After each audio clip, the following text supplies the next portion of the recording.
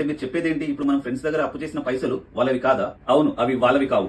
అదేలా నా ఫ్రెండ్ దగ్గర 2000 తీసుకున్నా 5 రోజుల్లో ఇస్తా అని. మీరు నమ్మరు, 5 ఏళ్ళు అవుతుంది ఇప్పటికి నేను పైసలు తిరిగి ఇవ్వలేదు. వాడు ఇప్పుడు నా దగ్గరికి వచ్చి అడుగుతాడు, నేను ఇప్పుడు అప్పుడు అని చెప్పేసి ఎగ్గొట్టేస్తున్నా. అంటే ఈ 5 ఏళ్లలో మీకు 2000 కూడా దొరకలేదా? అరే సార్, ఇలానే కదా అందరూ ఫేక్ ఏది. ఈ రోజు వరకు నా ఏ పనులు కూడా పైసలు లేక ఆగలేదు. పార్టీ చేసుకోవాలనుకుంటా, పైసలుంటే.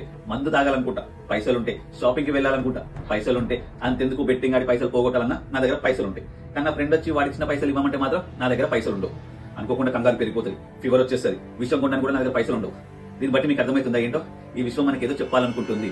మన ఫ్రెండ్ దగ్గర మనం అప్పు చేసి తీసుకున్న పైసలు అవి వాడివి కావు అని. అబ్బా, ఏం చెప్పారండి.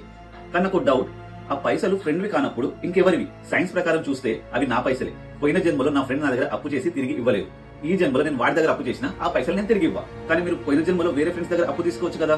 వాళ్ళు ఇప్పుడు మీకు కనెక్షన్ లో కూడా ఉండకపోవచ్చు. మరి వాళ్ళ సంగతి ఏంటి? అలాంటి వాళ్ళు కూడా ఇవ్వాల్సిన పని లేదు. నెక్స్ట్ జన్మలో వాళ్ళు నా ఫ్రెండ్స్ అవుతారు, నా దగ్గర అప్పు చేస్తారు, మళ్ళీ తిరిగి ఇవ్వరు. సో ఇప్పుడు ఈ జన్మలో నేను వాళ్ళ పైసలు మళ్ళీ ఎందుకు నేను తిరిగి ఇవ్వాలి? అనవసరం కదా. Great ideology. మన పాడ్కాస్ట్ చూస్తున్న ఆడియన్స్ కి ఏదైనా టిప్స్ ఆర్ సజెషన్స్ ఇస్తారా? చూడండి, నేను ఆడియన్స్ కి ఒకటే చెప్తా. మీ ఫ్రెండ్స్ దగ్గర పైసలు తీసుకుంటూ ఉండండి. కొత్త కొత్త సాకులు వెతకండి. యూనిక్ గా ఉండండి. మార్కెట్ లో ఆల్రెడీ వాడినవి వాడకండి. కొత్తగా వాడితేనే మీరు మీ జీవితంలో ముందుకు వెళ్ళగలరు. థ్యాంక్ యూ మిస్టర్ ఉదయ్, మా కోసం టైం తీసుకొని మరి వచ్చి మాట్లాడినందుకు. సరే, మరి నేను వెళ్తాను. Bye. Okay sir, bye. So guys, మీకు ఈ పాడ్కాస్ట్ ఎలా అనిపించింది మిస్టర్ ఉదయ్ తోని? అండ్ మీకు ఏమనిపించిందో కామెంట్ చేయండి. భయం, మీ దగ్గర 2000 ఉన్నాయా? నేను రేపిచ్చేస్తా.